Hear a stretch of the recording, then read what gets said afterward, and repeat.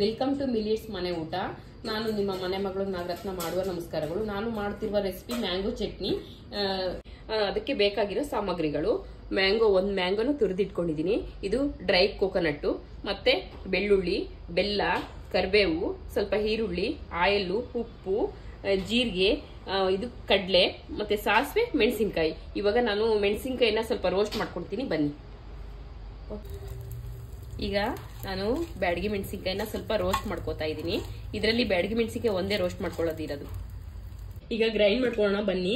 ಇದಕ್ಕೆ ಮೆಣಸಿನಕಾಯಿ already roast ಮಾಡಿದ್ದೀನಿ, ಅದ್ರ ಜೊತೆಗೆ ಒಣ ಕೊಬ್ಬರಿ ಹಾಕೋಬೇಕು, ಮತ್ತೆ ಕಡಲೆ, ಇದಕ್ಕೆ ಸ್ವಲ್ಪ ಜೀರಿಗೆ ಹಾಕೋಬೇಕು. ಫಸ್ಟ್ ಇದನ್ನ ತರಿಯಾಗಿ ಗ್ರೈಂಡ್ ಮಾಡ್ಕೊಳ್ಳೋಣ, ಬನ್ನಿ. ಈಗ ಇದ್ರ ಜೊತೆಗೇನೆ ಮ್ಯಾಂಗೋ ತುರಿದಿಟ್ಕೊಂಡಿರೋದು ಹಾಕೊಂತಾ ಇದೀನಿ ಗ್ರೈಂಡ್ ಮಾಡ್ಕೊಳ್ಳೋಕೆ. ಫಸ್ಟಿಗೆನೆ ಕೊಬ್ಬರಿ ಮತ್ತೆ ಕಡಲೆ ಜೊತೆಗೇನೆ ಹಾಕಿದ್ರೆ ಚೆನ್ನಾಗಿ ಗ್ರೈಂಡ್ ಆಗಲ್ಲ, ಹಂಗಾಗಿ ಅದ್ರ ಜೊತೆಗೆ ಈಗ ಎಷ್ಟು ರುಚಿಗೆ ಉಪ್ಪು ಬೇಕೋ ಅಷ್ಟು ಹಾಕ್ತಾ ಇದೀನಿ, ರುಚಿಗೆ ತಕ್ಕಷ್ಟು. ಮತ್ತೆ ಬೆಲ್ಲ, ಬೆಳ್ಳುಳ್ಳಿ ಇದನ್ನೆಲ್ಲ ಹಾಕೊಂಡ್ಬಿಟ್ಟು ನೈಸಾಗೆ ಗ್ರೈಂಡ್ ಮಾಡ್ಕೋಬೇಕು. ಈಗ ಗ್ರೈಂಡ್ ಆಗಿದೆ, ಇದನ್ನ ಒಗ್ಗರಣೆ ಮಾಡೋಣ, ಬನ್ನಿ.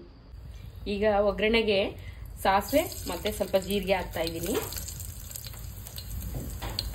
ಅದ್ರ ಜೊತೆಗೆ ಸ್ವಲ್ಪ ಕರಿಬೇವು ಹಾಕ್ತಾ ಇದ್ದೀನಿ.